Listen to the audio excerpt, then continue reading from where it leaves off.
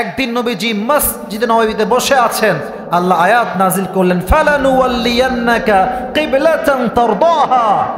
ও নবী, আপনি তো অনেক কষ্টে আছেন আপনার আগের কেবলার জন্য। আপনার আগের কেবলা যা ছিল আমি আল্লাহ এটাকে আবার ফিরাই দিলাম। সুবহানাল্লাহ পড়ে সবাই আপনারা। ওয়ালা সাউফা ইউতিকা রাব্বুকা ফাতারদা। টেনশন করবা না, তোমাকে আল্লাহ এমন কিছু দিবে তোমার দুঃখ কষ্ট আর কিছুই থাকবে না। এবার আসেন এই চারটা আয়াতের মূল কথা বলি। এক, আলোর শপথ, রাতের শপথ। আলোর শপথ দিয়ে ওহির আগমন, রাতের শপথ দিয়ে ওহির অনাগমন। ওয়াল্লাইলি ইযা সাজা মা ওয়াদ্দাআকা রাব্বুকা ওয়া মা ক্বালা।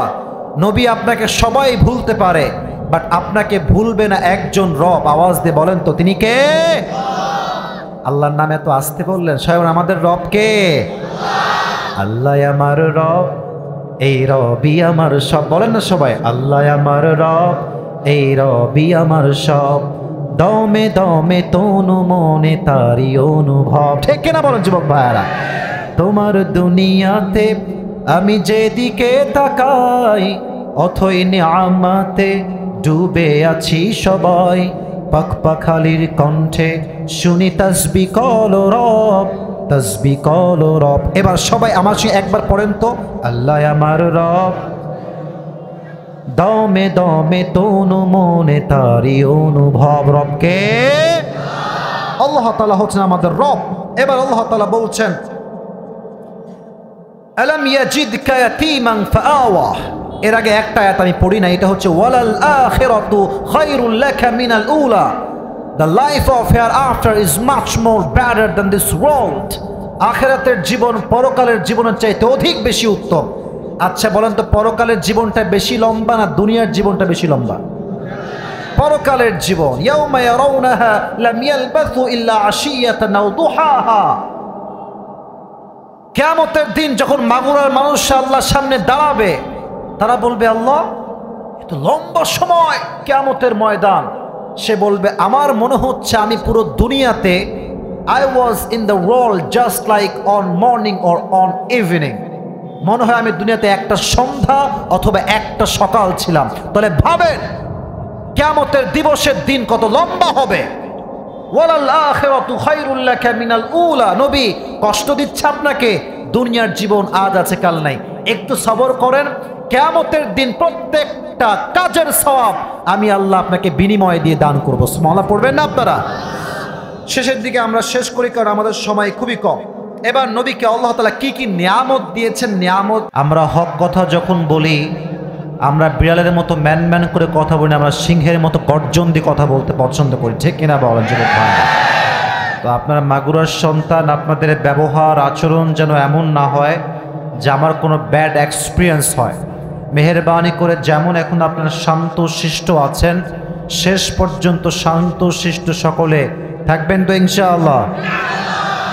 মাঠের প্যান্ডেল হয়ে গেছে ছোট, ডানে বামে প্রচুর লোক বিক্ষিপ্তভাবে দাঁড়িয়ে আছে। তো যারা দাঁড়িয়ে আছেন দাঁড়ায় থাকেন, আমার কোনো আপত্তি নাই, বাট আমার একটাই আবদার, সময় তো আজকে এমনিতেও বেশি পাওয়া যাবে না, আমি আগেই বুঝতে পারছি। তো মেহেরবানি করে আমি যে সূরা তাফসীরটা পেশ করব, কেউ ডান বাম না হয়ে শেষ পর্যন্ত শুনে মোনাজাত করে তারপরে আমরা বাসায় ফিরে যাব। রাজি আছেন তো ইনশাআল্লাহ? আল্লাহ তাআলা সবাইকে সেই তৌফিক দান করুন। সকলেই পড়া আমিন। এই তো মাশাআল্লাহ, গুড সাউন্ড। আজকের এই প্রোগ্রাম ছান্দরা পূর্বপাড়া যুব সমাজের উদ্যোগে আয়োজিত 28 এবং 29 জানুয়ারি দুদিন প্রোগ্রাম আমাদের মাশাআল্লাহ। আজকে আমাদের প্রোগ্রাম বিকালবেলা অনুষ্ঠিত হয়েছে। আলহামদুলিল্লাহ, আল্লাহ আমাকে ওঠার সুযোগ দিয়েছে। এখানে প্রোগ্রামে অনেকেরই নাম লেখা আছে। আমাদের প্রথম দিনের প্রধান বক্তা রয়েছে মাওলানা মোহাম্মদ রুহুল কুদ্দুস। যারাই রয়েছে সবার জন্য আমি দোয়া করি আল্লাহ সবাইকে নেক হায়াত দান করুন। সকলে পড়া আমিন। পরিচালনায় রয়েছেন আজকের প্রোগ্রাম কমিটির মাওলানা মোহাম্মদ মনিরুজ্জামান মান্নান, খতিব মান্দার তলাপাড়া জামিয়া মসজিদ সৎখালী ও সহকারী প্রধান শিক্ষক সৎখালী দাখিল মাদ্রাসা। আমাদের হুজুর কি আসছে? হুজুর আছেন মাশাআল্লাহ, হুজুর বসেন। হুজুরের ছেলে ছবি তুলে বুঝতে পারছি। আল্লাহ হুজুরকে নেক হায়াত দান করুন। সকলে পড়া আমিন। আজকের এই প্রোগ্রামের সভাপতি রয়েছেন শফিউদ্দিন মোল্লা, বিশিষ্ট সমাজসেবক। আমাদের শফিউদ্দিন সাহেব কি আসছে? পাশেই আছেন, মাশাআল্লাহ, বসেন বসেন। আমাদের বামেই আমাদের সভাপতি সাহেব বসে আছে, আমাদের মুরব্বীরা আমাদের আশেপাশেই আছে, চেয়ারম্যান সাহেবও আমার ডান পাশেই আছে। তো সবাইকে আমরা পেয়ে এক মঞ্চে খুশি না বেজার যুবক ভাইরা? আমরা সকলের জন্য, সভাপতি সাহেবের জন্য, চেয়ারম্যান সাহেবের জন্য, খতিব সাহেবের জন্য দোয়া করি আল্লাহ সবাইকে ইসলামের খাদেম হিসেবে কবুল এবং মঞ্জুর করো, সকলেই পড়া আমিন।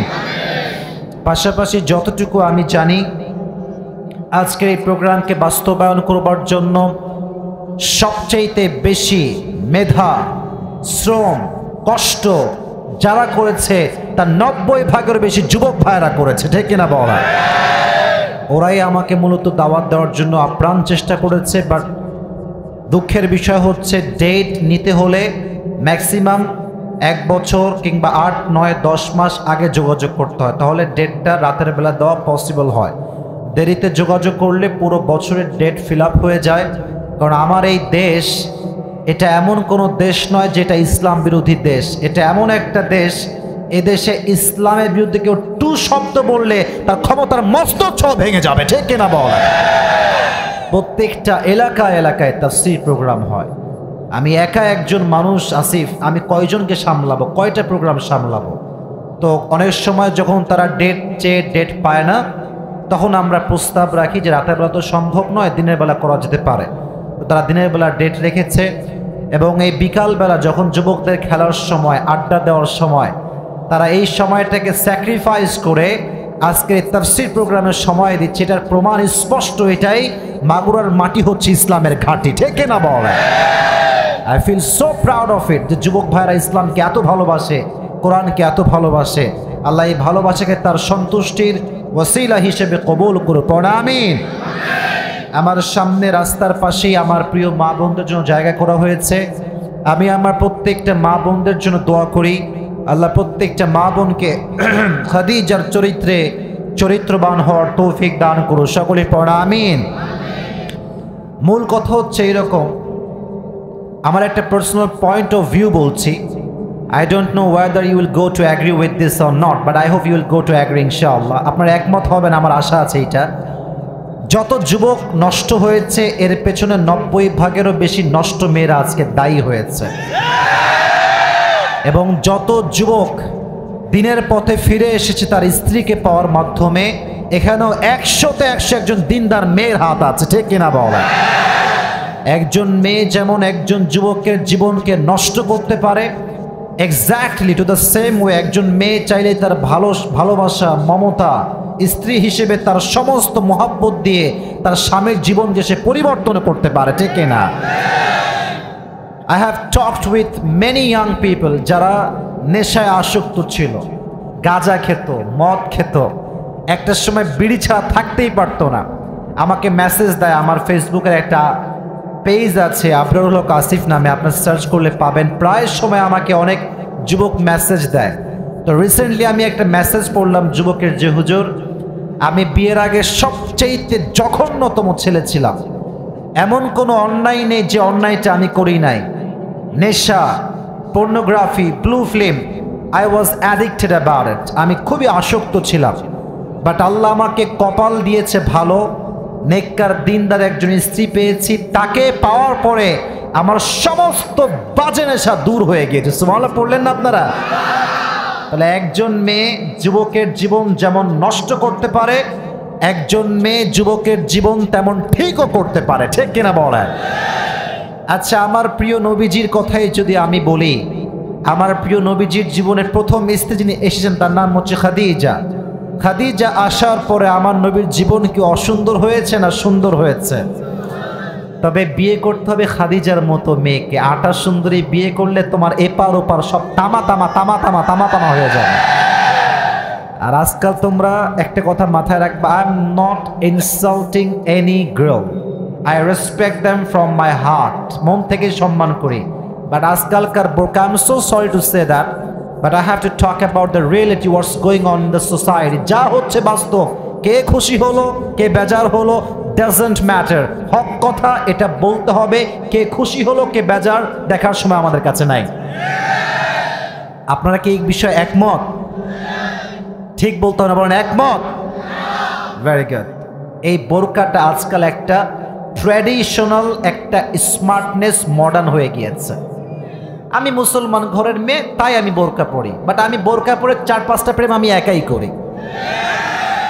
বোরকা is just like a modern and fashion. যদি বোরকা মডার্ন না হতো তাহলে আজকে বোরকাওয়ালি মেয়ে টিকটক কোন সাহসে করতে পারে? বোরকা যদি আজকে মডার্ন না হতো, বোরকা পরে একজন মেয়ে স্টেজে গান করতে পারে কেমন করে? ঠিক কিনা বলা? বোরকা পরলেই দিনদার হওয়া যায় না। দিনদার হবে তখন যখন তার হৃদয়টা পবিত্র হবে। একজন মেয়ে দিনদার হবে তখন যার সতীত্ব পবিত্র হবে। ঠিক কিনা বলো যুবক ভাই? আল্লাহ প্রত্যেকটা মা বোনকে প্রকৃতপক্ষের দিনদার হওয়ার তৌফিক দান করুন। সকলে পড়ে আমিন। আচ্ছা, আমি যা যা বললাম একটা কথাও কি বাস্তবতার বাহিরে বলেছে? যুবক ভাইরা বলো বলো বলো। তোমাদের মাগুরার খবর তো আমি জানি না, বাট আমি একটা বিষয় খুব ভালো করে বুঝি। একজন মেয়ে যখন জিন্সের প্যান্ট, টি শার্ট পরে, টাইট ফিটিং ড্রেস পরে রাস্তায় হাঁটে, তার খারাপ ড্রেসের জন্য যুবকের চোখ যে নষ্ট হয় তা কিন্তু নয়, একজন মুরব্বীর চোখটাও নষ্ট হয়ে যায়। তো তারা মাঝে মাঝে বলে যে আমাদের পোশাকের দোষ না, আপনাদের চোখের দোষ। এই লজিক আছে না? আপনারা বলেন আছে না? আছে না? আচ্ছা, মনে করেন মাগুরা, একটা এক্সাম্পল দিয়ে তাফসীর শুরু করছি। মাগুরার বিশ্ব রোডে আমি আমার কার নিয়ে যাচ্ছি, আমার কার আছে, স্পিড হচ্ছে 100। বলেন তো কত?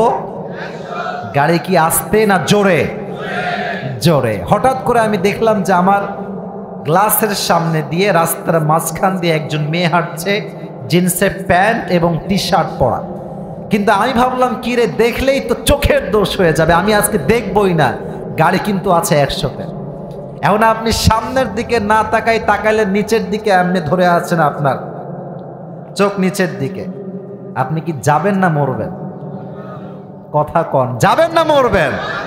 আপনি মরবেন। আপনি একা মরবেন না, সামনে যা আছে ওরে নিয়ে মরবেন আপনি। তো বন্ধের কথা, এই লজিক মানতে গেলে আমাদের জীবন দেওয়া ছাড়া কোনো গতি আমাদের কাছে নাই। তবে একটা কথা বলতে হবে মেয়েদেরকে, একদম লজিক দিয়ে, দলিল দিয়ে, রেফারেন্স দিয়ে। এই দেশে যত মেয়ে ধর্ষিতা হয়েছে তার 95 ভাগেরও বেশি জিন্সের প্যান্ট এবং টি শার্টওয়ালি তারা ছিল। আর একজন মেয়ে যখন বোরকা পরে, শালীনভাবে হিজাব পরে, নেকাব পরে রাস্তাঘাটে হাঁটে, একজন গাঞ্জাখোর যুবক তাকে দেখলে স্যালুট করতে বাধ্য হয়ে যায়। ঠিক কিনা বল? This is the power of হিজাব। এটা নারীদের একটা আভিজাত্যের জিনিস, অধিকারের জিনিস। নারীটা কতটা রুচিসম্মত, তার কোয়ালিটি কত সুন্দর, এটা তার হিজাবে প্রমাণ পায়। ঠিক কিনা বলো যুবক ভাইয়ারা? আল্লাহ মাগুরার প্রত্যেকটা মেয়েকে পর্দাশীল নারী হিসেবে কবুল করুক। সকলেই আমরা মন খুলে পড়ছি আমিন। সময় যেহেতু খুবই শর্ট, ভূমিকায় মাঝে মাঝে বেশি কথা বলা হয়, তবে আজকে আমার I don't have enough long time, so আমি এটাকে লং করতে পারছি না। আমি আমার তাফসীর শুরু করতে যাচ্ছি। তবে তাফসীর শুরু করার আগে আমি তাকবীর দিব, আপনারা আমার সঙ্গে তাকবীর দিবেন। তো অনেকে গলা হয়তো বা বসে গেছিল, গলাটা ঠিক করে না। অনেক কাশি দেয় নাই আমার সাথে, এটা কাশি দেন সবাই। গলা ঠিকঠাক? আচ্ছা, আমি তাকবীর দিচ্ছি, একদম এমন তাকবীর দিবেন যেন পুরো মাঠ, মঞ্চ, স্টেজ, প্যান্ডেল কেঁপে যায়। মাগুরা যে একটা বীর পুরুষের এলাকায় যেন প্রমাণ হয়ে যায়। ঠিক কিনা বলা? লিল্লাহি তাকবীর। হয় নাই, আর একটু জোর বাড়াতে হবে। 2 বার দিব, বেশি না, এত ডিস্টার্ব করবো না। 2 বার, আর 3 বার দেই, 1 বার হয়ে গিয়েছে। আর একবার একটু লেটস ট্রাই अगेन, একটু কাশি দেন সবাই। এবার দেন লিল্লাহি তাকবীর, লিল্লাহি তাকবীর। এবার হাত তুলে আল কোরআনের আলো, আল হাদিসের আলো, কোরআন হাদিস যেখানে, আলেম ওলামা যেখানে, মাগুরাবাসী যেখানে, আল্লাহ কবুল করুন। সকলে পড়ে আমিন। আজকে আমরা যে কিতাব থেকে তাফসীর শুনবো, কিতাবটার নাম কি? এক বাক্যে বলেন তো। এই কোরআনে কি কোনো ভুল আছে যুবক ভাইয়েরা? কোনো সন্দেহ কি কোরআনে আছে? যাদের জীবনটা ছ্যাঁকা খেয়ে বেকা, তাদের জন্য কোরআনের সলিউশন আছে না নাই? একদম এলাকার গ্রাম থেকে নিয়ে শুরু করে সংসদ পর্যন্ত কখন কোথায় কি লাগবে প্রত্যেকটা বিষয় কোরআনে উল্লেখ করে দিয়েছে। একজন আওয়াজ দিয়ে বলেন তিনি কে? ওয়ানাজ্জালনা আলাইকাল কিতাবা তিবয়ানাল লিকুল্লি শাইইন ওয়া হুদা ওয়া রাহমাহ ওয়া বুশরা লিল মুসলিমিন। তোমার কি লাগবে? I have described everything in this Quran, whatever you need in your life from beginning to the last. তোমার জীবনের শুরু থেকে নিয়ে শেষ পর্যন্ত যা যা লাগবে প্রত্যেকটা প্রবলেম তার সলিউশন আল্লাহ কোরআনে দিয়ে দিয়েছে। সুবহানাল্লাহ, পড়বেন না আপনারা সবাই? আজকে আমরা এমন একটি সূরাকে সিলেক্ট করেছি কথা বলার জন্য। আমি খুতবাতে আয়াতটা তেলাওয়াত করেছি। আমার একটা বিশ্বাস আছে আমার ওয়াজ আজকে যারা মনোযোগ দিয়ে শুনবে, দেখেন ঠিক বেঠিক বলা, সুবহানাল্লাহ পড়া না পড়া, it's just a formality and nothing else. এটা হচ্ছে একটা ফর্মালিটি, বাট মূল বিষয়টা হচ্ছে আমি কি বলছি এটা আপনি বুঝতে পারছেন কিনা। মূল বিষয় হচ্ছে আপনি আপনার এই জীবনটাকে আমার কথা থেকে পরিবর্তন করতে পারছেন কিনা।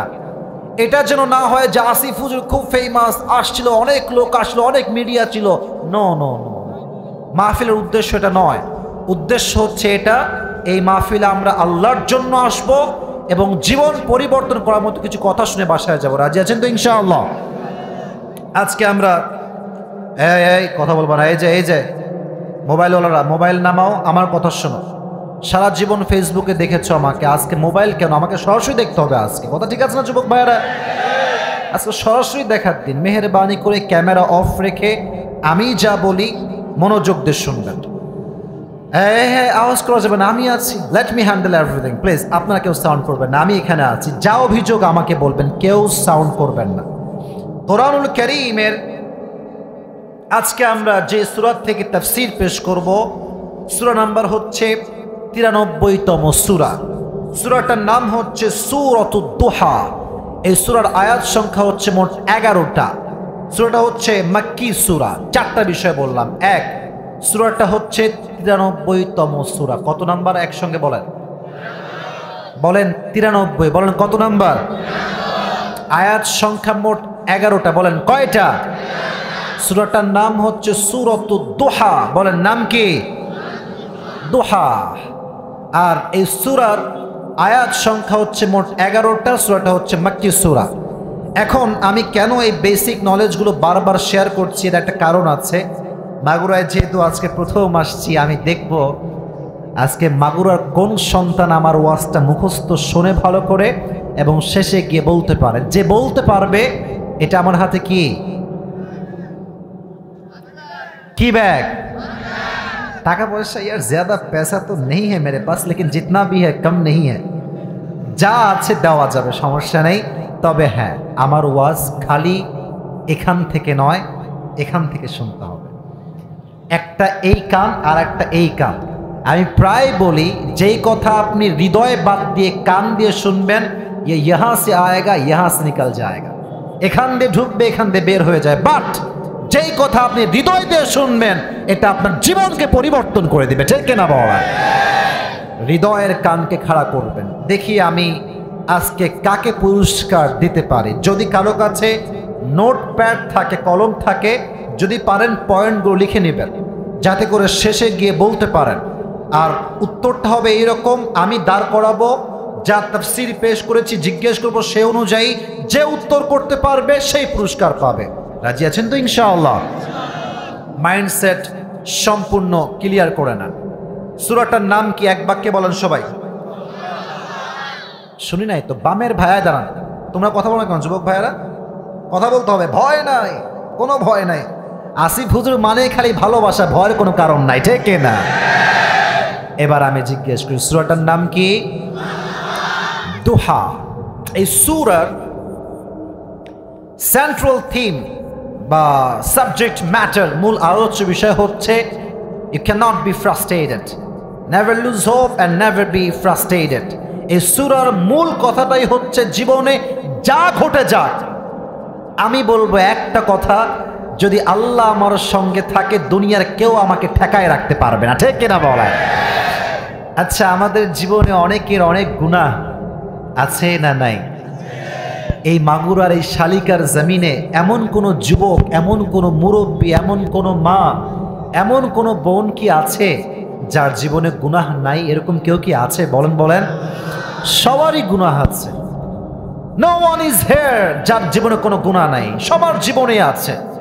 We have done many sins in our life. গুনাহ আমরা করেছি। আল্লাহ তাআলা বলছেন, যত গুনাই তুমি করো না কেন, কুল ইয়া ইবাদিয়াল্লাযীনা আসরাফু আলা আনফুসিহিম লা তাকনাতু মির রাহমাতিল্লাহ।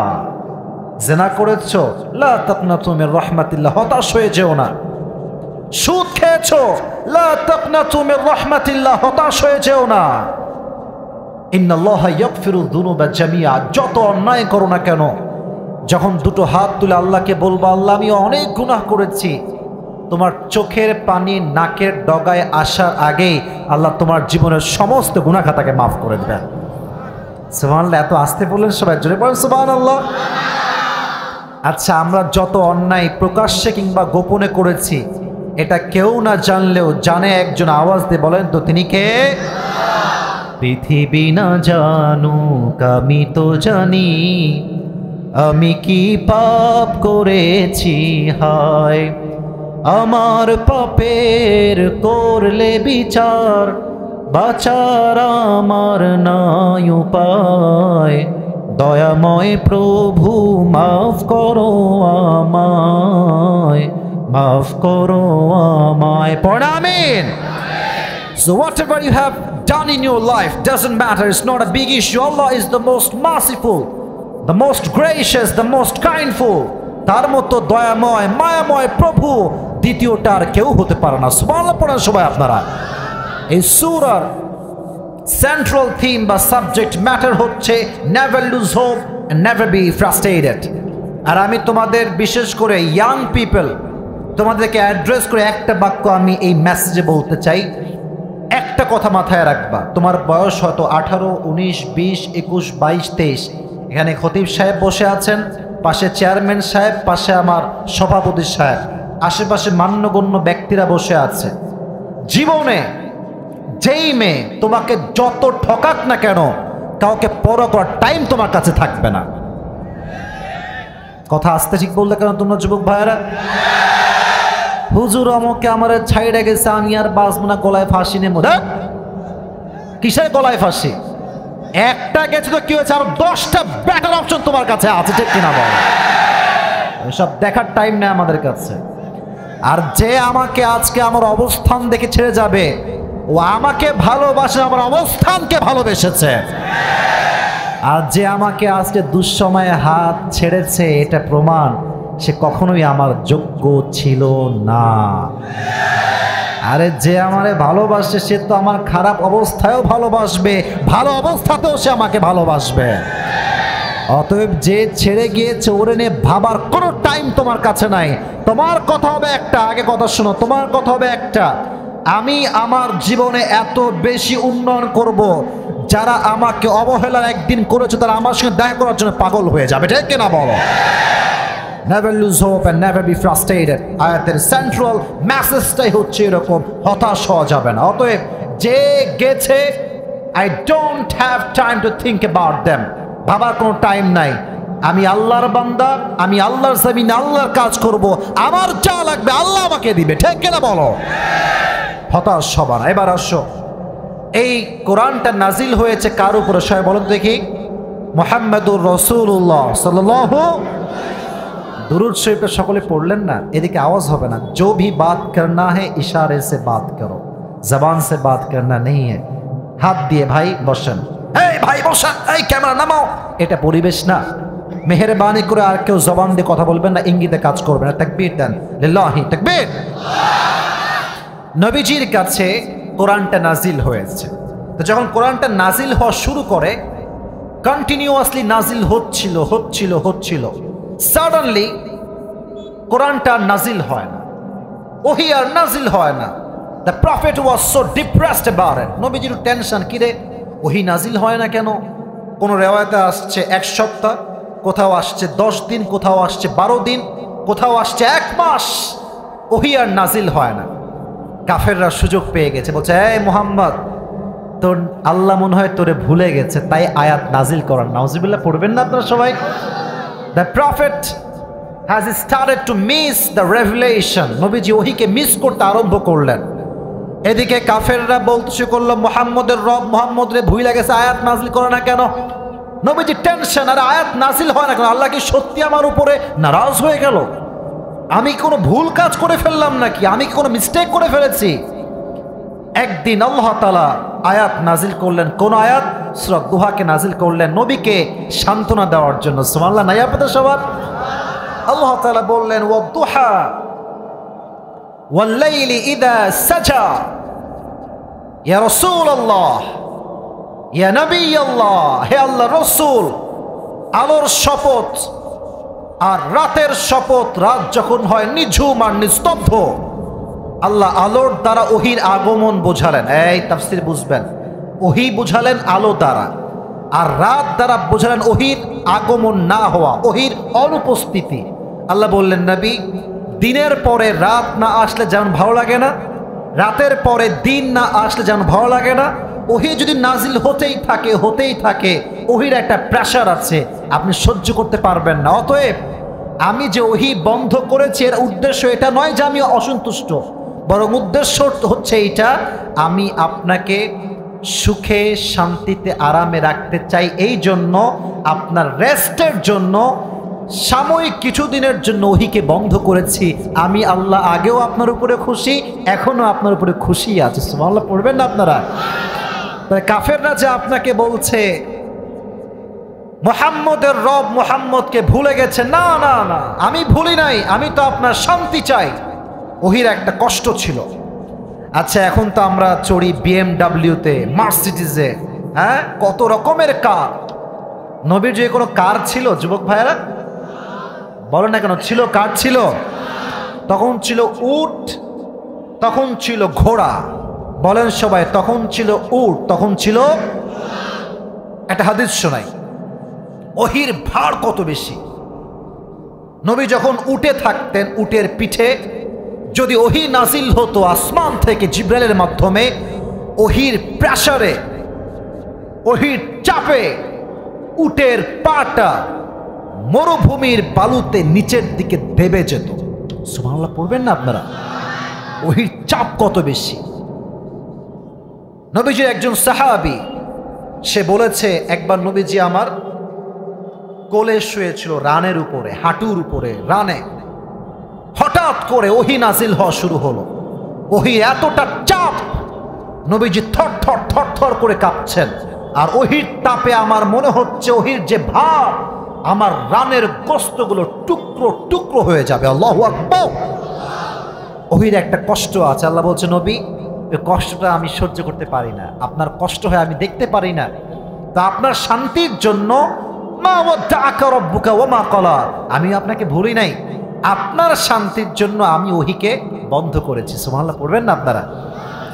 আচ্ছা, এখানে যারা আছেন, I think maximum people we belong middle class family. আমরা বেশিরভাগ মধ্যবিত্ত পরিবারের সন্তান। কথা কি ভুল না ঠিক? এই বেশিরভাগ যারা আছেন, আমি সহ, আমিও একদমই মধ্যবিত্ত পরিবারের সন্তান। আমার বাবা একজন মাদ্রাসার প্রিন্সিপাল, তিনি একজন মসজিদের খতিব। So we belong middle class family. অনেকে বলে, হুজুর, আমার বন্ধুর আইফোন 15 প্রো ম্যাক্স, আমার কাছে স্যামফোনিও নাই।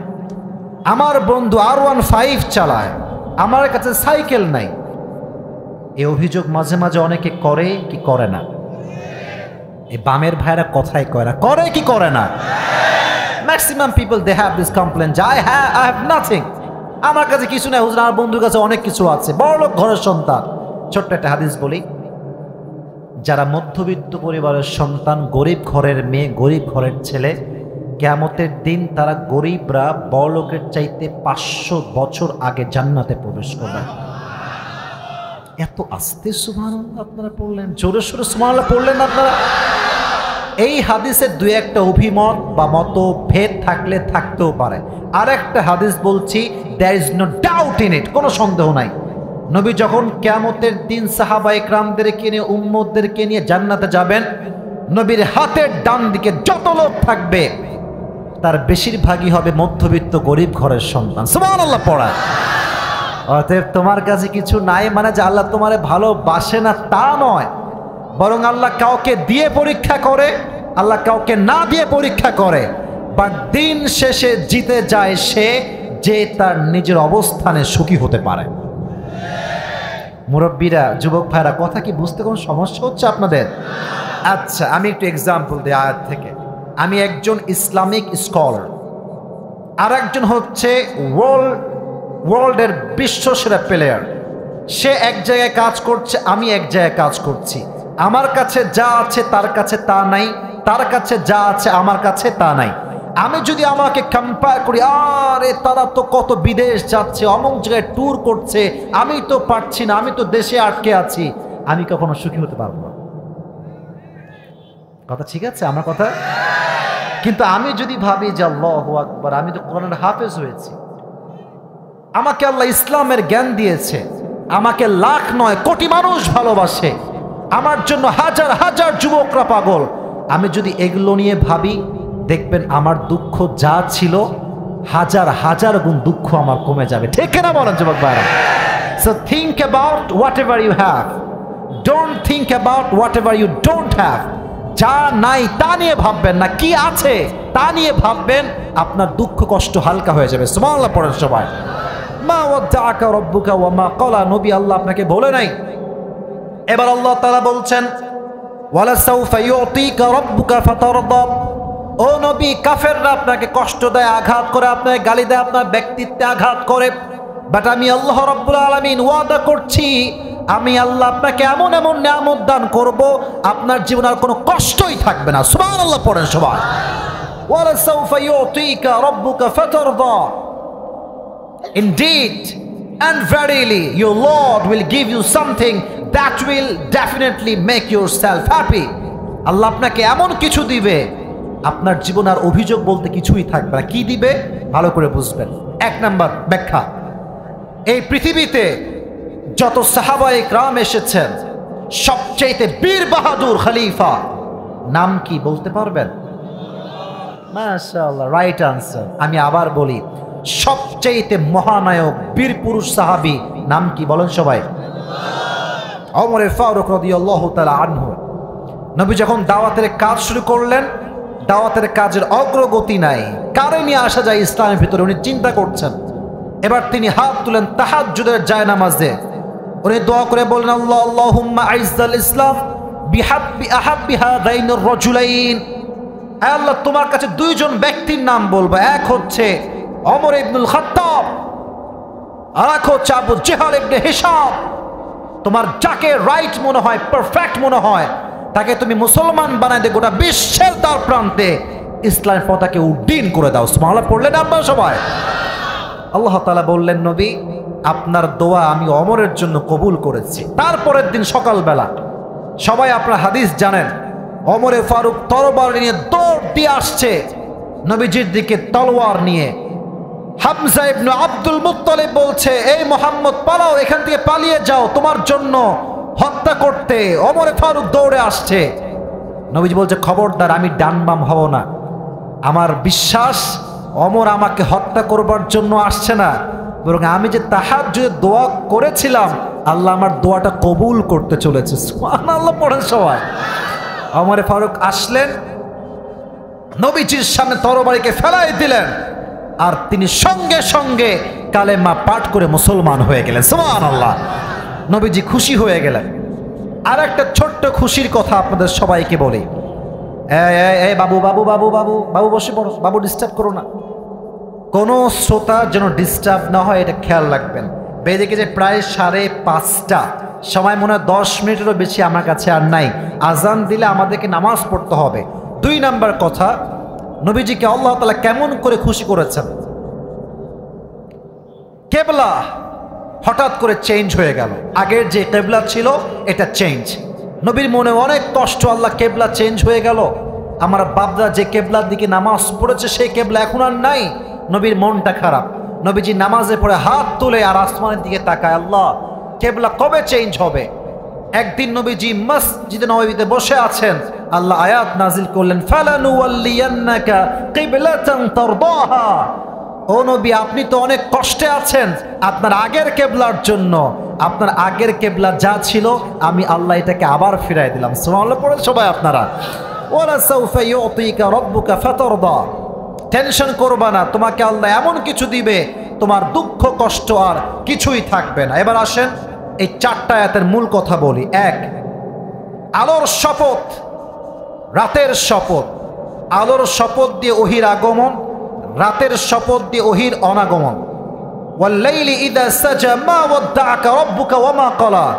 নবী, আপনাকে সবাই ভুলতে পারে, বাট আপনাকে ভুলবে না একজন রব। আওয়াজ দিয়ে বলেন তো তিনি কে? আল্লাহর নামে এত আসতে বললেন, স্বয়ং আমাদের রব কে? আল্লাহ আমার রব, এই রবই আমার সব। বলেন না সবাই, আল্লাহ আমার রব, এই রবই আমার সব। দমে দমে তনু মনে তারি অনুভব। ঠিক কিনা বলেন যুবক ভাইয়ারা? তোমার দুনিয়াতে আমি যেদিকে তাকাই, অথই নিয়ামতে ডুবে আছি সবাই। পাখপাখালির কণ্ঠে শুনি তাসবিহ কলো রব, তাসবিহ কলো রব। এবার সবাই আমার সঙ্গে একবার পড়েন তো, আল্লাহ আমার রব, দমে দমে তনু মনে তারি অনুভব। রবকে আল্লাহ তাআলা হচ্ছেন আমাদের রব। এবার আল্লাহ তাআলা বলছেন, আলাম ইয়াজিদকা ইয়াতীমান ফাআওয়া। এর আগে একটা আয়াত আমি পড়ি না, এটা হচ্ছে ওয়ালাল আখিরাতু খায়রুল লাকা মিনাল উলা। The life of hereafter is much more better than this world. আখিরাতের জীবন পরকালের জীবনের চাইতে অধিক বেশি উত্তম। আচ্ছা বলেন তো, পরকালের জীবনটা বেশি লম্বা না দুনিয়ার জীবনটা বেশি লম্বা? পরকালের জীবন। ইয়াউমা ইয়ারাউনাহা লাম ইয়ালবাসু ইল্লা আশিয়াতান আও দুহাহা। কিয়ামতের দিন যখন মাগুরার মানুষ আল্লাহর সামনে দাঁড়াবে, তারা বলবে, আল্লাহ এত লম্বা সময় কিয়ামতের ময়দান। সে বলবে, আমার মনে হচ্ছে আমি পুরো দুনিয়াতে I was in the world just like on morning or on evening. মনে হয় আমি দুনিয়াতে একটা সন্ধ্যা অথবা একটা সকাল ছিলাম। তাহলে ভাবেন কিয়ামতের দিবসের দিন কত লম্বা হবে। ওয়ালাল আখিরাতু খায়রুল লাকা মিনাল উলা। নবী, কষ্ট দিচ্ছে আপনাকে, দুনিয়ার জীবন আজ আছে কাল নাই। একটু সবর করেন, কিয়ামতের দিন প্রত্যেকটা কাজের সওয়াব আমি আল্লাহ আপনাকে বিনিময় দিয়ে দান করব। সুবহানাল্লাহ পড়বেন না আপনারা? শেষের দিকে আমরা শেষ করি, কারণ আমাদের সময় খুবই কম। এবার নবীকে আল্লাহ তাআলা কি কি নিয়ামত দিয়েছেন, নিয়ামতকে স্মরণ করাচ্ছেন। আল্লাহ বলছেন, আলাম ইয়াজিদকা ইয়াতীমান ফাআওয়া। নবী, আপনি না ইয়াতীম ছিলেন, আপনার বাবা নাই মা নাই, আপনাকে প্রত্যেক দিক থেকে সহযোগিতা করেছে একজন। আওয়াজ দিয়ে বলেন তো তিনি কে? আচ্ছা এবার বলেন, আমার নবীজির প্রথম যিনি স্ত্রী তার নাম ছিল কি? কে বলতে পারে? আমি শুরুতে একবার বলেছি, আগেও আবার বলছি, তার নাম ছিল কি? খাদিজাতুল কুবরা রাদিয়াল্লাহু তাআলা আনহা। আলাম ইয়াজিদকা ইয়াতীমান ফাআওয়া ওয়াজাদাকা দাল্লান ফাহাদা ওয়াজাদাকা আইলান ফাআগনা। নবী, আপনি না ইয়াতীম ছিলেন, আপনি না পথহারা ছিলেন, আপনি না গরিব ছিলেন, আপনাকে ধনী বানিয়েছে একজন। আওয়াজ দিয়ে বলেন তো তিনি কে? এই হাদিসটা আমার শেষ, এটা বলে আমাকে দোয়ার দিকে যেতে হবে পুরস্কার দিয়ে। নবীর সঙ্গে যখন খাদিজার বিয়ে হয়, নবীজি খাদিজার ঘরে আসছেন as a guest, as a business partner, একজন ব্যবসায়ী পার্টনার হয়ে। নবীর চেহারায় এতটা নূর ছিল, খাদিজার ঘরে প্রবেশ করার সাথে সাথে পুরো খাদিজার ঘরটা নবীর চেহারার নূরে নূরান্বিত হয়ে গিয়েছে।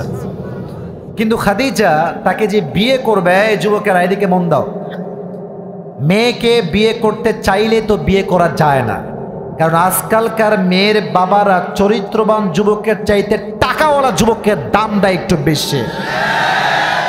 আর আজকাল মেয়েদের কি হয়েছে, এখানে টাকলাকে বিয়ে করে কেন? সরকারি চাকরি আর টাকার জন্য টাকলাকেও মেয়েরা আজকাল বিয়ে করে, ঠিক কিনা বাবা? ওই কয়েকদিন আগে, রাগ করবেন না, আয়াত বলতে গিয়ে মনে পড়ে গেল, একজন মেয়েকে দেখলাম বাবার চাইতে প্রায় 8 বছরের বেশি বুইড়ারে বিয়ে করছে। তো তারে বলছে, এই আপনি একে বিয়ে করলেন কেন? তো বলতেছে যে আই ক্যান ফিল হিম, তারে আমার ফিল হয়। আর আমি বললাম, ওরে বাটপার, হ্যাঁ এটা কোনো ফিলিংসের ব্যাপার নয়, it's all about money matter and nothing else. ঠিক কিনা বলো? টাকা থাকলে মেয়েরা কি যে হয় আমি বুঝি না, গাঞ্জা খোর তো কিছু কিছু মেয়ে বিয়ে করে বেড়াচ্ছে টাকার জন্য। আমার কথা বোনদের জন্য একটা, টাকা দিয়ে আপনি মুরব্বীকে বিয়ে করতে পারবেন, বাট চরিত্রবান যুবককে বিয়ে করলে মনের যে মানসিক শান্তি আপনি পেতেন ওইটা আপনি আজীবনে খুঁজে পাবেন না। ঠিক কিনা বল? নবীকে খাদিজা প্রস্তাব দিয়েছে টাকার জন্য নয়, পজিশনের জন্য নয়, তার সুন্দর চরিত্র এবং বিশ্বস্ততা দেখে। সুবহানাল্লাহ পড়েন সবাই। কেমনে প্রস্তাব দিয়েছি একটু হাদিসটা বুঝাই দেই। খাদিজার যে দাসী ছিল তার নাম ছিল নাফিসা। মাগুরার ভাইরা নাম ছিল কি? নাফিসাকে একদম প্রেসাইজলি বলছে, তো আমার কাছে লং টাইম নেই, বলছে নাফিসা আমার এই যুবককে পছন্দ, তার নাম মোহাম্মদ, আপনি আমার পক্ষ থেকে গার্ডিয়ান হয়ে প্রস্তাব নিয়ে যান। নাফিসা আসছে, বলছে ইয়া মোহাম্মদ একটু বের হয়ে আসো বাসা থেকে। কি হয়েছে আপনার, কি কাজ, কি দরকার? বলছে আমি তোমার কাছে একটা প্রশ্ন করতে চাই, if you don't mind. Mind করবো না তো? বলছে না না বলেন বলেন। বলছে আচ্ছা তোমার বয়স তো প্রায় 25, this is the perfect time to get married, তুমি বিয়ে করছো না কেন? তোমার বয়স তো ঠিকঠাক আছে। তো নবীজি একটু মুচকি হাসি দিয়ে বলছে বয়স তো ঠিকঠাক বাট টাকা পয়সা নাই। যুবক ভাইরা কি নাই? এটা কিন্তু বানানো, যে হুজুর এখানে আছে এটা কিন্তু বানানোর কোনো কথা না। নবীজি বলছে আমার কাছে সেই সামর্থ্য নয় যে আমি বিয়ে করব। এবার নাফিসার দেখেন ঝোঁক বুঝে কোপ কারে কয়, বলছে তাই ইউ ডোন্ট হ্যাভ মানি, টাকা নাই, আহা কি কষ্ট। তো এবার সে বলছে আচ্ছা তোমাকে যদি এমন কোনো মেয়ের আমি সন্ধান দেই যেই মেয়েকে বিয়ে করলে you don't need to give money, তোমাকে কোনো টাকাই দেওয়া লাগবে না, বরং তুমি তাকে বিয়ে করলে সেই তোমার দায়িত্ব চালাবে। সুবহানাল্লাহ পড়বেন না আপনারা? কিচ্ছু দেওয়া লাগবে না। নবীজি কয় এটা আবার কেমন কথা? এমন মেয়ে যাকে বিয়ে করলে কিছুই দেওয়া লাগবে না সেই আমারে দিবে? মাসমুহা, what is the name of that girl? নাম কি কও আমারে? তো নাফিসা বলছে ইসমুহা খাদিজা, তার নাম হচ্ছে আরবের সবচেয়ে ধনীর ঘরের দুলালি, সবচেয়ে ধনীর মেয়ে, নিজেও ধনী বাবাও ধনী, তার নাম হচ্ছে খাদিজা। সুবহানাল্লাহ পড়ে সবাই আপনারা। এখন নবীজি শুনে বলতেছে আল্লাহু আকবার, এত বড়লোক ঘরের মেয়ে। তো নবীজি বলছে ঠিক আছে আমি রাজি আছি, বাট আমার চাচাকে লাগবে, আবু তলেব গিয়ে এটার ডিল ডান করবে। সময় খুবই শর্ট, একদম প্রেসাইজলি বলছি। এবার আবু তলেব আসছে ডিল করবার জন্য, বিয়ের ডিল সব ডান, অনেক কথা বাদ দিচ্ছি, প্রেসাইজলি বলছি। বিয়ের জন্য মোহর লাগবে। মোহর কেমনে দেওয়া যায়? বললেন টাকা পয়সা বেশি নাই, 20টা উট দিব মোহর হিসেবে। কয়টা উট?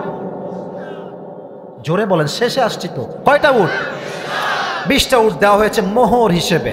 এখন বিয়ের পরে অলিমা খাওয়াতে হয় কি হয় না?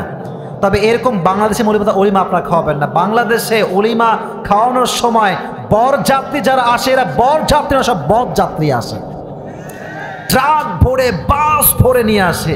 আর বাবা সারা জীবন ইনকাম করে যা পাইছে চাল ডাল গোস্ত আলু ভর্তা ডিম ভর্তা 7 আপ কোলা মোজো দই সব খাওয়ায়। আর কয়েকটা বাটপার আছে যাওয়ার সময় এমন ঢেকর তুলে আর কই লবণ কম হয়েছিল। এই সমস্ত বাটপারদেরকে না খাওয়ায় আমার কথা একটা, তোমার বিয়ে তুমি নিজেই খাবা, প্যারা নাই চেল, ঠিক না বল? এই সমস্ত বেঈমান দাওয়াত দিয়ে কোনো লাভ নাই। তো এখন কেমনে খাওয়াবে? অলিমা কেমনে খাওয়ায়? এবার খাদিজা বলছে আমাকে যে 20টা উট মোহর হিসেবে দেওয়া হয়েছে, এই 20টা উট আমার স্বামীর সম্মানে আমি অলিমার জন্য বিলীন করে দিলাম। সুবহানাল্লাহ পড়েন সবাই। বিয়ে হয়ে গেল। বিয়ের 15 বছর পর নবীজি ওহী পেলেন। ওহী পাওয়ার পর টাকা পয়সা না, ইসলাম প্রচার কেমনে করবে? টাকা লাগবে না? অবশ্যই টাকা লাগবে, উট লাগবে, সৈন্য লাগবে, অস্ত্র লাগবে, কাফেরদের সাথে মোকাবেলা করতে হবে। এবার দেখেন আয়াতের ব্যাখ্যা, ওয়াজাদাকা আইলান ফাগনা। ইয়া রাসূলুল্লাহ, যখন আপনার সব কিছুর অভাব, খাদিজা তখন তার নিজের জীবনের সমস্ত হাকার সম্পত্তি আপনার পায়ের নিচে ইসলামের জন্য বিলীন করে দিয়েছে। সুবহানাল্লাহ পড়েন আপনি। And you became the richest man in Arabic world. আপনি ধনী হয়ে গিয়েছেন। বাট এই যে ধনী আপনাকে বানিয়েছে, বলেন তো কে বানিয়েছে? এবার আল্লাহ তাআলা নবী কিছু গাইডলাইন দিচ্ছেন, শুধু ট্রান্সলেশন বলবো আর শেষ করবো। আল্লাহ তাআলা বলছেন ফাআম্মাল ইয়াতীমা ফালা তাকহার। ইয়াতিমের সঙ্গে ভাই যারা যাচ্ছেন বাইক নিয়ে প্লিজ হর্ন দিয়েন না ভাই। ফাম্মাল ইয়াতিমা ফালা তাকহা, ইয়াতিমের সঙ্গে খারাপ ব্যবহার করো না। ওয়াম্মাস সাইলা ফালা তানহা, যখন তোমার কাছে কেউ কিছু চাইতে আসে তাকে ধমক দিয়ে ফিরিয়ে দিও না। ওয়াম্মা বিনিআমাতি রাব্বিকা ফাহাদ্দিস, when someone asks you about your mercy and blessing, share with them whatever you have. তোমাকে আল্লাহ যে নিয়ামত দিয়েছে মানুষকে বলো যে আল্লাহ আমাকে এই নিয়ামত দিয়েছে, ওই নিয়ামত দিয়েছে। কেন? লাইন শাকারতুম লাযীদান্নাকুম ওয়া লাইন কাফারতুম ইন আযাবি লাশাদীদ। Allah says in this ayah, if you are grateful, I will increase your ni'mah more and more. তুমি যদি বলো আল্লাহ আমি অনেক ভালো আছি, আলহামদুলিল্লাহ, শুকরিয়া, আল্লাহ বলতে তো 10 ভাগ থাকলে আমি আল্লাহ আরো 20 ভাগ বাড়াই দেব। সুবহানাল্লাহ পড়বেন না আপনারা? আর তুই যদি বলিস যে না, I don't have anything, I don't have bike, R15, luxurious home, luxurious কার, কিচ্ছু নাই, ইন আযাবি লাশাদীদ। Keep it in your mind, my punishment is the hard punishment in this world and the next one. যে নাশুকর হবে, যে শুকরিয়া আদায় করবে তাকে দুনিয়া এবং পরকাল উভয় জগতে শাস্তি দিবে একজন। আওয়াজ দিয়ে বলেন তো তিনি কে? তাহলে এই কয়টা পরামর্শ, ইয়াতিমের সাথে খারাপ ব্যবহার করা যাবে না। 2 নাম্বার বিষয়টা হচ্ছে কেউ চাইলে তাকে ফিরিয়ে দেওয়া যাবে না। সর্বশেষ কথা হচ্ছে যা নিয়ামত আপনার আছে মানুষকে বলবেন যে আল্লাহ আমাকে এই নিয়ামত দিয়েছে। আল্লাহ আমাদের সবাইকে, কেউ যাবেন না, আমার কথা শেষ হয়নি এখনো, কেউ যাবেন না, আমি জানি আজান দিবে, আমার মাথায় এটা আছে। আল্লাহ আমাদের সবাইকে সেই অনুযায়ী আমল করার তৌফিক দান করুন। সকলেই পড়ুন আমিন। হুজুর আজান করেন আরো 51তে আজান। হ্যাঁ, এই জন্য আমি শেষ করলাম। কেন? কারণ আমাকে সামারি বলতে হবে, সারাংশ বলতে হবে না, পুরো সারাংশ বলতে হবে। আর আমি একজনকে পুরস্কার দিব। এটা তাকবীর দেন সবাই মিলে, লিল্লাহি তাকবীর। আমি পুরো ওয়াজের সামারি বলছি, যুবকেরা পুরস্কার নেওয়ার জন্য সামারি শুনতে হবে। সামারি অফ দ্য লেকচার, খোলাসা, সারাংশ, পুরো ওয়াজের খোলাসা সারাংশ বলছি। সূরাটার নাম হচ্ছে সূরাতুদ দুহা। বলেন সূরাটার নাম। এটা কত নাম্বার সূরা কে বলতে পারে? বসেন, আমি বলছি 93তম সূরা। কত নাম্বার সূরা? আয়াত সংখ্যা মোট 10টা না 11টা? মাশাআল্লাহ। এই সূরাটা কি মাদানী সূরা না মাক্কি সূরা? মাক্কি সূরা, মাশাআল্লাহ। এই সূরা সেন্ট্রাল থিম বা সাবজেক্ট ম্যাটার হচ্ছে নেভার লুজ হোপ, হতাশ হওয়া যাবে। নবীজি কেন হতাশ একটু ছিলেন? কারণ ওহীটা নাজিল হওয়া বন্ধ ছিল। আল্লাহ যে ওহী নাজিল বন্ধ করেছেন, এই জন্য কি বন্ধ করেছেন যে নবীর অসন্তুষ্ট ছিলেন? না না, সন্তুষ্টই ছিলেন। বাট উদ্দেশ্য আমি আপনাকে একটু শান্তি দেখতে চাই, রেস্টে রাখতে চাই। ওহী চাপটা আপনি সহ্য করতে পারেন না, আপনার উপরে আমি সন্তুষ্ট আছি, জাস্ট আপনার রেস্টের জন্য সাময়িক আমি ওহীকে বন্ধ করেছি, আপনি হতাশ হবেন না। সুবহানাল্লাহ বললেন না আপনারা সবাই? এটা হচ্ছে এই সূরার শানে নুজুল, প্রেক্ষাপট এবং মূল কথা। এবার আসেন, আল্লাহ তাআলা বলছেন নবী আমি আপনাকে কিছু জিনিস দিব, আপনি খুশি হয়ে যাবেন। ওয়ালা সাউফা ইউতিকা রাব্বুকা ফাতারদা। কি কি দিয়েছেন? 1 নাম্বার বলেছি ইসলামের জন্য একজন বীর সৈনিক আল্লাহ পাঠিয়েছে। নাম কি বীর সৈনিকের? মাশাআল্লাহ। 2 নাম্বার নিয়ামত, কিবলা চেঞ্জ হয়ে গিয়েছিল, এই কিবলাকে আবার নতুন করে আগে যা ছিল এটাকে পরিবর্তন করে দিয়েছে একজন। আওয়াজ দিয়ে বলেন তো তিনি কে? আর একটা ছোট্ট কথা, সব আয়াত বলবো না, সহজ হয়, সহজ জন্য কিছু আয়াত বাদ দিচ্ছি। আর একটা মেসেজ, নবীজি ইয়াতিম ছিলেন, আল্লাহ তাকে লালন পালন করেছেন। নবীজি গরিব ছিলেন, তাকে ধনী বানিয়েছে একজন। তিনি কে? ধনী যে বানিয়েছেন কোন মহিলার মাধ্যমে, কোন মেয়ের মাধ্যমে? এদিকে কয় না, কোন মেয়ের নাম বলো, নাম কি? খাদিজাতুল কুবরা রাদিয়াল্লাহু তাআলা আনহা। কেমন ধনী? সে তার সমস্ত হাজার কোটি টাকার সম্পত্তি আমার নবীর পায়ের সামনে ইসলামের জন্য দান করে দিয়েছে। সুবহানাল্লাহ পড়েন সবাই। এটা ছিল নবীজির জীবনের একটা বড় নিয়ামত। সর্বশেষ বলেছিলাম 3টা মেসেজ। ইয়াতিমের সঙ্গে খারাপ ব্যবহার করা যাবে না। 2 নাম্বার, কেউ চাইতে আসলে এই যাও যাও যাও, কিচ্ছু নাই, এটা বলা যাবে না। থাকলে দেন অথবা ভালো ব্যবহার করেন। সর্বশেষ, আম্মা বিনিআমাতি রাব্বিকা ফাহাদ্দিস। আল্লাহ আপনাকে যা নিয়ামত দিয়েছে এই নিয়ামতগুলো শুকরিয়ার দান মানুষকে বলবেন যেন আল্লাহ আরো নিয়ামত বাড়ায় দেয়। রাজি আছেন তো ইনশাআল্লাহ? আমি বলি উত্তরটা কেমনে দিবেন জানেন? আমি একজনকে দাঁড় করাবো, আপনাকে কিচ্ছু বলতে হবে না, আমি প্রশ্ন করব সহজ করার জন্য, আপনার নলেজে থাকলে উত্তর দিবেন, উত্তর দিলে পুরস্কার। কে আছে পারবে হাত তোলেন। স্টেজ থেকেও হবে। এখানে কয়েকজন হাত তুলেছে। চেয়ারম্যান সাহেব, আপনি বলেন যে আমি কাকে সুযোগ দিব, আপনি এটা সিলেক্ট করে দেন আমাকে। অনেকে হাত তুলেছে, আমি কাউকে বলবো না, আপনার। আচ্ছা তাহলে হুজুর, হুজুর আপনি প্লিজ আমাকে হেল্প মি প্লিজ, কাকে দিব আপনি বলেন।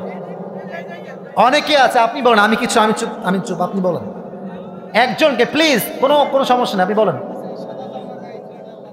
হ্যাঁ আসো আসো আসো, সাদা জামা। আমি বলি সুযোগ হবে, আসো। দৌড় দাও, এ তো হুজুর হুজুর লাগে। আসো, পারবা তুমি ইনশাআল্লাহ। সবাই একটা মারহা বলবেন না আপনারা সবাই? কে পুরস্কার পাচ্ছে that's not a big issue.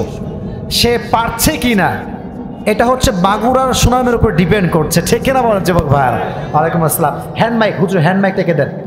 খুবই দ্রুত আমি কয়েকটা সংক্ষেপে প্রশ্ন করব। এদিকে কেউ ডান বাম যাবেন না। ওকে, মাইকের সাউন্ডটা দেন। সবাইকে সালাম দেন সবাইকে। ওয়ালাইকুম আসসালাম। ভাই আজকে যে সূরা তাফসীর পেশ করেছে, সূরাটার নাম কি? মাশাআল্লাহ বলবেন না সবাই? ও উত্তর দিলে হয় মাশাআল্লাহ পড়বেন, না হয় মারহাবা বলবেন, কারণ ওকে অ্যাপ্রিশিয়েট করতে পারলেই মাগুরার সুনামটা আজকে বেঁচে যাবে, ঠিক কিনা বলেন? সূরাটা কত নম্বর সূরা? মারহাবা বলেন। এই সূরার আয়াত সংখ্যা মোট কয়টা? মারহাবা বলেন। আচ্ছা, আয়াত সংখ্যা হচ্ছে মোট 11টা। এটা কি মাদানী সূরা না মাক্কি সূরা? মাক্কি সূরা। মারহাবা বলেন আপনারা। বলো এই সূরার মূল মেসেজটা কি? মূল সেন্ট্রাল থিম, মূল কথাটা কি? কে বলেন? টাকা তুমি দিবা নাকি? ওই খবরদার, আপনি বলেন মূল মেসেজটা কি? হতাশ না হওয়া। মারহাবা বলেন আপনারা সবাই। আচ্ছা দেখো, খুবই সহজ। নবীর উপর যে ওহী নাজিল হওয়া বন্ধ হয়েছিল, আল্লাহ কি অসন্তুষ্ট ছিল না সন্তুষ্ট? কি ব্যাপারটা বলো দেখি একটু। মারহাবা বলেন। আচ্ছা, আরো সহজ প্রশ্ন। নবীজিকে আল্লাহ তাআলা বললেন, নবী আপনাকে এমন কিছু দিব আপনি খুশি হয়ে যাবেন, কি দিয়েছে একটা বল। ফাতারদা। হ্যাঁ, ইসলামের শক্তিকে বৃদ্ধি করার জন্য হযরত ওমর ফারুক রাদিয়াল্লাহু তাআলা আনহুকে ইসলামের জন্য কবুল করেছেন। মারহাবা বলেন সবাই। টাকা লস। এবার তুমি বলো, নবী যে ওয়াজাদাকা আইলাম ফাগনা, নবী আপনি গরীব ছিলেন, আপনাকে আমি ধনী বানিয়েছি। কিভাবে ধনী বানাইছে বলো দেখি। নবী করিম সাল্লাল্লাহু আলাইহি ওয়াসাল্লাম দরিদ্র থাকতেন, সে বিবাহ বন্ধনে আবদ্ধ হতে সচ্ছল ছিলেন। হ্যাঁ, তখন হলো মেয়েটার নাম বলো। হ্যাঁ, প্রস্তাব দিলেন, বিয়ে হলো। যখন তিনি ওহী পেলেন 40 বছর বয়সে এসে, তখন কি ঘটছে বলো দেখি। 40 বছর যখন ওহী পেল, টাকা পয়সা কম, অভাব, তখন খাদিজা কি বললেন? সহজ তো এটা। উনি তার সমস্ত সম্পত্তি, আছে থামো, উনি ওনার সমস্ত সম্পত্তি কাকে দিয়েছেন? সাল্লাল্লাহু দিয়েছেন। মারহাবা বলেন সবাই। খুব ভালো। এবার দেখো, শেষে কয়েকটা নবীকে আল্লাহ উপদেশ দিয়েছেন। একটা উপদেশ বলো, একটা বললে তুমি পাস। তিনটা আছে, একটা বলো। মারহাবা বলেন সবাই। তুমি আছে লস করাই ছাড়লো আমাকে। আচ্ছা ঠিক আছে, বেশি টাকা পয়সা নাই, তবে দেওয়া যাবে, সমস্যা নাই। মাশাআল্লাহ। তোমার নাম কি? আবু সাইদ। মাশাআল্লাহ। রাখো মাইক, রাখো।